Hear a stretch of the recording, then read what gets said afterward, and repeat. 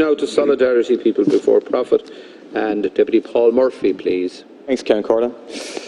The Taoiseach is clearly very touchy on the subject of his government's lack of care for renters. And the reason for that is we have a government of landlords for the landlords. I give some facts rather than assertions. The cost of renting has more than doubled in the last 10 years. Dublin has the 5th highest rents in all of Europe, more expensive than Paris, Berlin or Rome. Irish renters pay an average of 40% of their income in rent, the highest in the world. There's a crisis facing renters in this country, and the government always said, and you hear an echo of it again from the Taoiseach today, they couldn't introduce an eviction ban, they couldn't introduce a rent freeze, they couldn't introduce proper rent controls that would bring rents down to affordable levels. Why? Constitution says no. When COVID hit and they were under massive pressure, they found a way. But now COVID is receding, it's back to normal business for the government and the landlords that they represent. The eviction ban is being lifted and the rent freeze will be gone with it. But it's not enough for the corporate landlords to return to their normal increases of 4% a year, which is what the government's rent controls meant in effect. They want to make up for the 4% that they missed out on last year. They want a double rent hike, 2 years of rent increases in the 1 year. From the 13th of July, as things stand, literally hundreds of thousands of renters are facing rent increases of up to 8%. Jane, who lives in a very ordinary house in Tallaght, has been told that her rent is going up €160 a month, an 8% increase to €2,140. Philip lives in an apartment in Island Bridge. His landlord is increasing the rent by €107 a month, a 7.7% increase. Samantha in Dunleary is facing a 10% increase. Her rent is going up €166 to €17.80 a month because the last time her rent was increased was January 2019.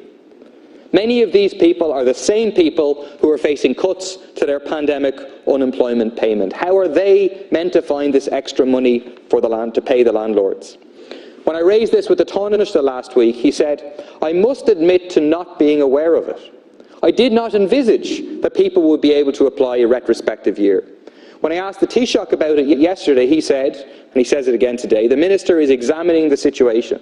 It speaks to the government being entirely out of touch with renters that they did not know that this was coming.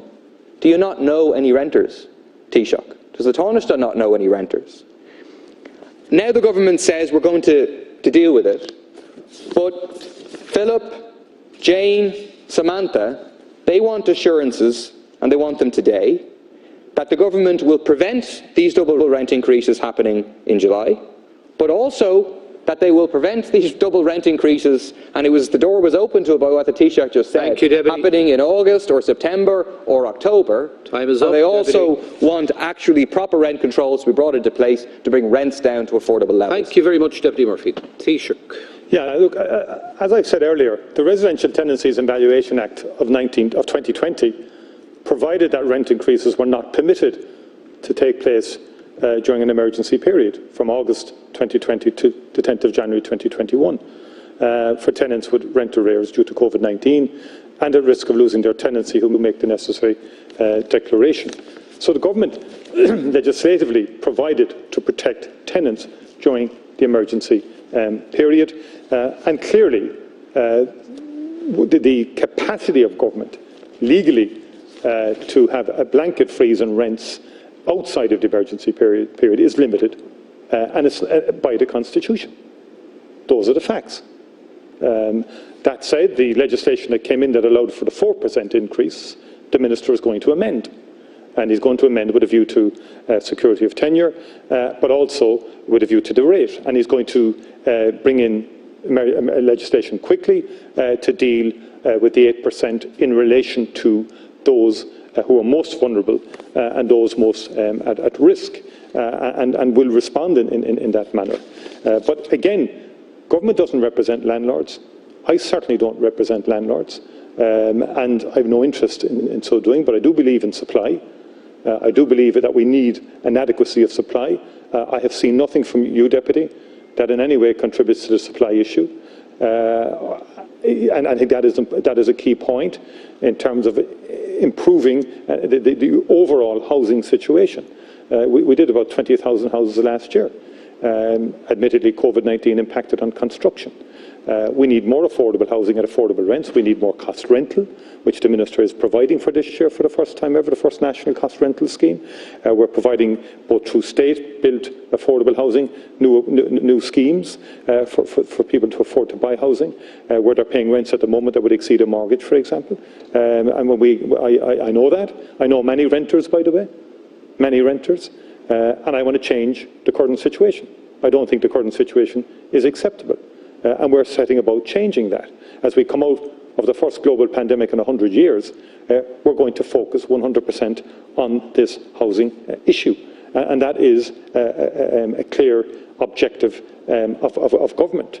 And we have sought during COVID-19 to protect renters from both eviction and both from excessive rent increases right throughout, and we brought in legislation to protect renters in that regard.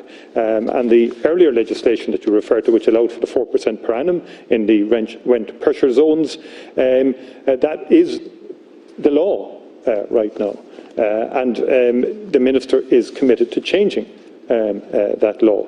And I fully accept that rents are too high for many, many people. But I think equally, what's important is that we give people opportunities to buy houses, and we give people opportunities to access more social houses. And that's why we have the largest social housing programme now in place. Thank you very much, for the next 5 years. We're out of time. Thank you. Deputy Murphy.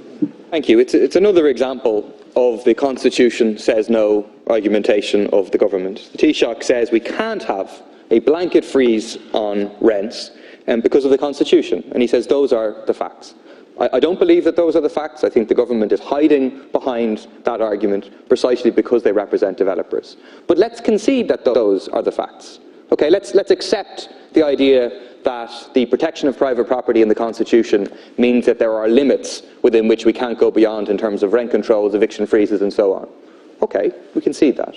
Well then, Taoiseach, can I take it that you're going to support the Right to Housing Bill, which is being read at second stage tomorrow from People Before Profit? A bill which will introduce a right to housing into the Constitution, a right to secure, affordable, dignified housing appropriate to need, and which shall accordingly delimit the right to private property where it's necessary to ensure the common good.